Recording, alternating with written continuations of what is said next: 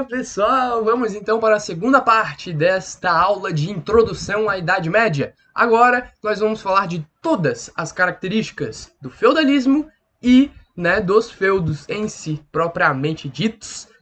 Então vamos lá, antes de mais nada, é claro, se inscreve no canal, ativa o sininho para não perder nenhuma notification, nenhuma novidade aqui do canal.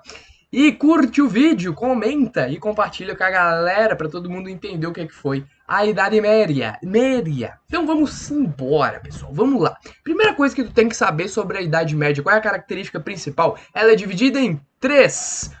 Que eu aprendi que é só Alta Idade Média e Baixa Idade Média. É claro, tem essa classificação também. Mas, a gente tem, além da classificação da Idade Média em dois períodos, o período de Alta Idade Média, que é esse período de consolidação, que é esse período do feudalismo brutal, o feudalismo puro, nu e cru, E a gente tem o período de Baixa Idade Média, que seria o feudalismo acabando, a gente tendo aí o início das cidades, o ressurgimento do comércio, o renascimento comercial e urbano e toda aquela parada muito louca, O que vai acontecer? Além da classificação da Idade Média, nós temos a classificação do feudalismo em si. Então, o feudalismo, como característica da Idade Média, característica social, característica de estrutura da sociedade, do trabalho, ele é dividido em três. O primeiro período seria do século V, desde 476, até o século IX, tá? Ali 800 e pouco, provavelmente ali no fim do Reino Franco, tá? O que vai acontecer do século V ao século IX? A formação, o início de tudo, O início do feudalismo, o início da sociedade estamental, o início do poderio da Igreja Católica, A partir do século X, ali a partir de 900 e pouco, até o século XIII, 1200 e Guaraná com rolha, a gente vai ter a consolidação. É quando a gente tem a construção de castelos, é quando surgem as primeiras universidades, os mosteiros vão se espalhar pela Europa toda.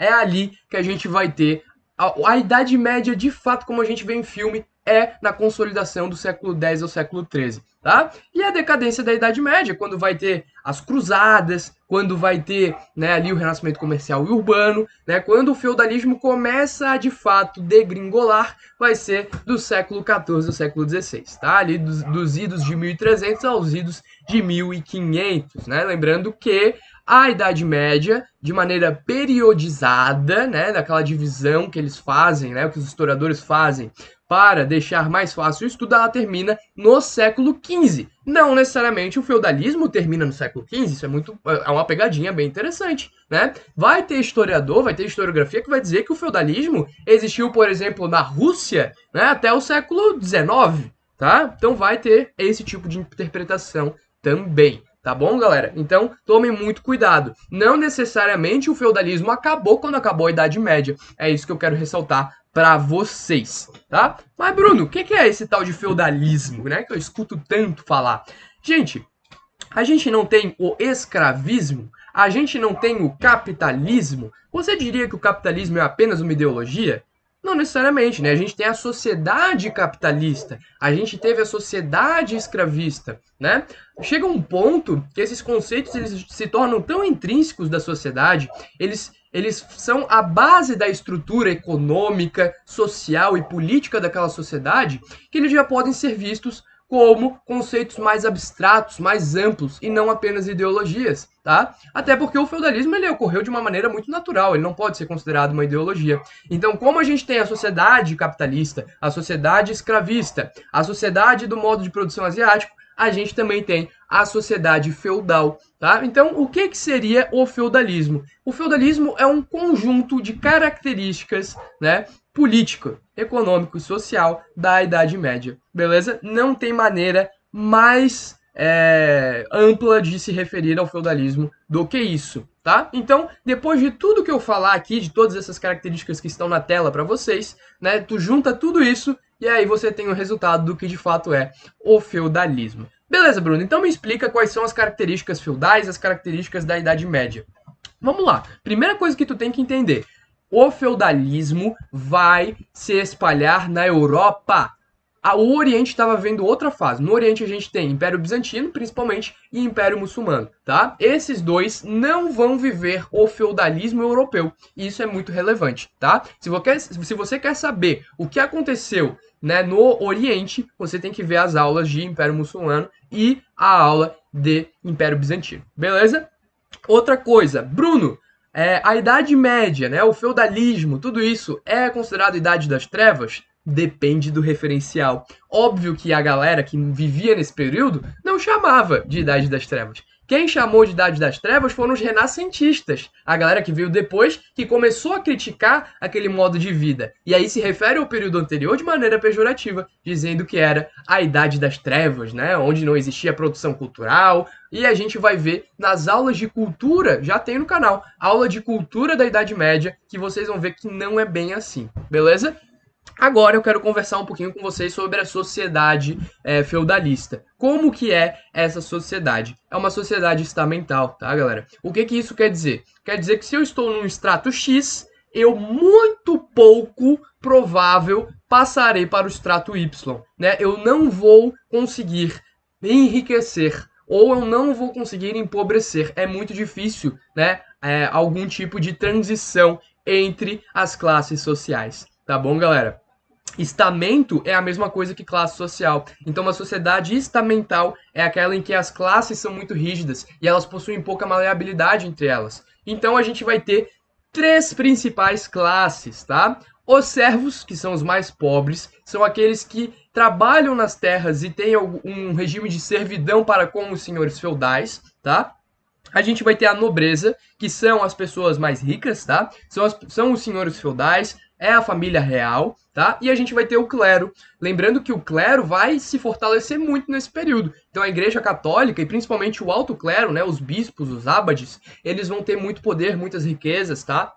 E a gente vai ter então essa classe social sendo muito importante. O que vai acontecer? Alguns historiadores vão colocar o clero abaixo da nobreza. Por quê? Porque o clero ele é dividido em dois, o baixo clero e o alto clero. Então o baixo clero ele não é tão rico, tá? Então a gente tem aí às vezes o clero invertido com a nobreza.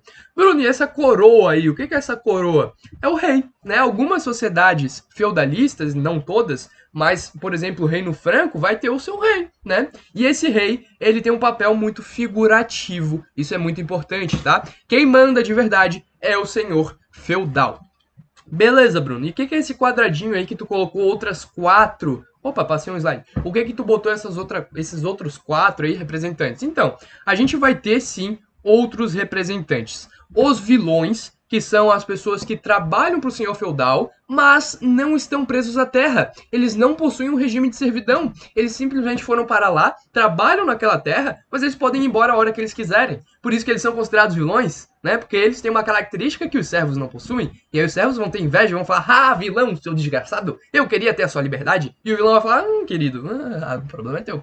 E a gente vai ter, além dos vilões, a gente vai ter escravos. Sim, teve escravidão também na Idade Média, tá?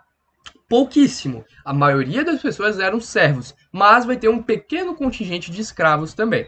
Ministeriais, quem são ministeriais? São representantes aí dos senhores feudais. Quando a nobreza acabava saindo, né, quando os senhores feudais, quando o rei saía do feudo, quem administrava a terra era esses proprietários chamados ministeriais, são proprietários reserva, né? São os caras que são representantes quando o rei e os senhores feudais não estão presentes. E uma breve parcela de comerciantes, né, que viviam aí nos burgos, que vão ser formados, é claro, a partir ali do século 13, 14, 15, é claro.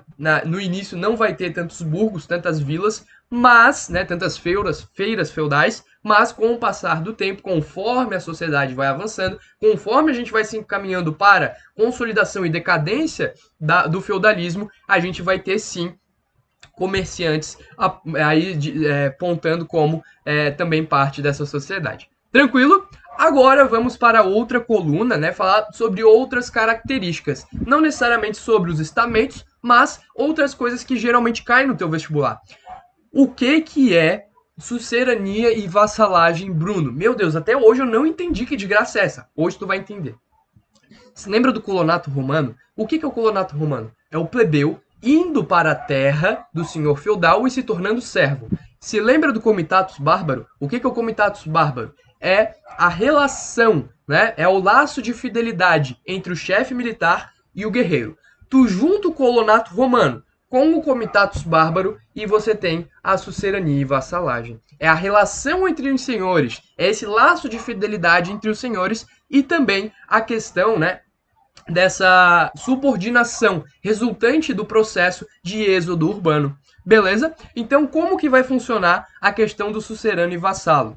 Muito importante, nenhum servo vai ser sucerano, nenhum servo também vai ser vassalo. Tá? Essa aqui é uma relação entre os senhores feudais, é uma relação entre a nobreza, tá? Não caia na pegadinha, né, de que o servo, ele é vassalo do seu senhor feudal. Não, não é assim que funciona. Isso aqui é uma relação de fidelidade entre nobres, tranquilo? Uma máxima que provavelmente tu já deve ter escutado é que o vassalo do meu vassalo não é o meu vassalo. Ou seja, eu sou um sucerano, eu tenho um vassalo, né?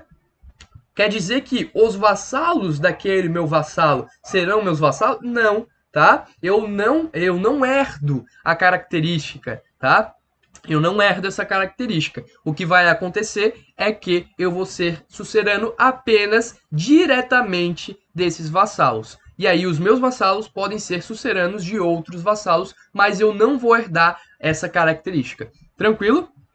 Outra coisa, Bruno, como que funcionavam as leis, né, nessa época? Como que se dava as relações civis, as relações penais na época da Idade Média do feudalismo? O direito era consuetudinário, ou seja, não existiam leis escritas. E aí a gente vai ter um certo regresso. Por quê? Porque lá em Roma a gente tinha, né, a lei das 12 tábuas, leis escritas, leis consolidadas, né? E aí, conforme o direito é consuetudinário, abre margem para jurisprudências diferentes, o que não é vantajoso, porque hoje eu posso ser preso, né, e ficar um dia na cadeia por ter roubado uma maçã, e quando eu sair, o meu amigo vai lá, rouba uma maçã, né, e ele vai ficar 40 dias preso. Então, não há, né, uma conformidade da lei, certo?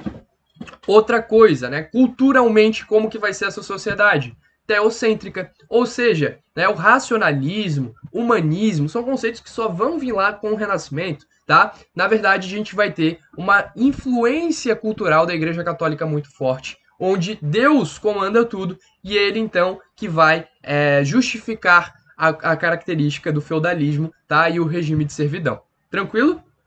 Mais um conceito aí, beneficium. O que é o beneficium? São recompensas que suceranos podem dar para os seus vassalos, né? Então, digamos que um vassalo atingiu uma produção recorde, né, de milho, de trigo, né? Então, o sucerano vai lá e dá mais um pedacinho de terra para o seu vassalo, isso a gente chama de beneficium, né? Ou então, um sucerano, né, ele conquistou mais uma terra, então ele vai dar como benefício essa terra para o seu vassalo, para ele não ter que administrar diretamente aquela terra, tá bom? Agora vamos falar um pouquinho sobre a característica econômica, né, da Idade Média. Como que é a economia feudal? Agropastoril de subsistência. Não existe comércio em um primeiro momento, o comércio só vai vir com o renascimento comercial e urbano, mas para a fase de consolidação e decadência da Idade Média, principalmente na decadência, tá? Então a gente tem a produção endógena. O que é uma produção endógena? Tudo que eu produzo aqui, fica aqui. Se fosse exógena, né? O que eu produzisse aqui iria para outros lugares, certo? Então a gente tem essa produção agropastoril, né, pecuária e agricultura, tranquilo? E essa produção fica para subsistência, não tem o objetivo do lucro, só vai ter depois com as feiras feudais, certo? Política. Quem que comanda de verdade? Os senhores feudais. O rei tem um papel secundário, o rei é simbólico e o rei não comanda de fato, tá? O rei vai ter um certo poder em algumas sociedades feudais, como por exemplo o reino dos francos, em determinado momento, que eu recomendo que vocês assistam a aula após essa, tá? E por fim, a Igreja Católica Apostólica Romana, né, que vai ser uma grande senhora feudal, tá? Que vai ter muitas terras e vai crescer muito também com o reino dos francos. Pra gente terminar, eu quero mostrar pra vocês um feudo, como que é o feudo da Idade Média. Então aqui, o castelo, geralmente onde viviam o rei, né, com a sua família. É claro que os castelos eles vão começar a ser construídos de fato, né, aqueles castelos de pedra que a gente vê nos filmes, né, mas na fase de consolidação, tá, ali a partir do século X, tranquilo? A gente tem o manso senhorial, que são as terras do senhor feudal, onde quem trabalha ali, a produção fica para o senhor feudal, não pode levar nada dessa terra. O moinho, né, para, enfim, questões aí de produção, tá? Os pastos, né, a agricultura, é claro. Esses pastos aqui, junto com o manso servil, né, eles são, geralmente, né, desculpa, os pastos junto com o manso comunal, geralmente eles são administrados por todos, então tanto o senhor feudal, né, a produção vai ficar para o senhor feudal, quanto para os servos. As casas dos servos, geralmente afastadas do castelo, o manso servil, onde a produção fica toda para os servos, a igreja, muito importante, né, e as plantações mais específicas aí também, tá bom, galera? Quais são as obrigações servis? Então, o servo ele é explorado. Essa é a verdade, tá? O servo ele vai ter que cumprir com diversas obrigações, tá? Por exemplo, corveia, né? Ele vai ter que trabalhar em alguns dias da semana, né? De 3 a 4 dias da semana, de graça no manso senhorial, onde toda a produção vai ficar para o senhor feudal, tá? Talha, ele tem que dar metade de tudo. Em algumas sociedades era um pouco menos, em algumas era um pouco mais, né? Metade de tudo que ele produzia naquela semana ou naquele mês. Tá? Banalidades, ele tinha que pagar pelas instalações que ele usava, ele tinha que pagar pelas ferramentas que ele usava, tá? Hospitalidade, quando o senhor feudal, né, viajasse, ou enfim, ele estivesse ali rondando o feudo, indo para lugares mais distantes do feudo, os servos tinham que dar, né, abrigar o senhor feudal, né, ou em viagens, né, senhores feudais um pouco mais distantes, eles deveriam abrigar o senhor feudal, dar comida, dar água, dar tudo, né? E tudo de graça, certo? Ou seja, eles tinham que hospedar os senhores feudais. E além disso tudo, né? Pagando, trabalhando de graça, dando metade de tudo que tem, pagando pelas instalações, né? A gente ainda tinha as despesas religiosas, que eram os dízimos. Então tinha que pagar aí 1/10, ou, dependendo da sua cidade, um pouco mais, um pouco menos, né, para a Igreja Católica. Né? Tinha que pagar esse tributo aí também. Beleza, galera? Agora vocês sabem tudo de feudalismo, tá? Vocês sabem todas as características do feudalismo, do feudo, da sociedade feudal. Espero que tenha gostado, espero que tenha ajudado os teus estudos. Beijão, te vejo numa próxima. Valeu!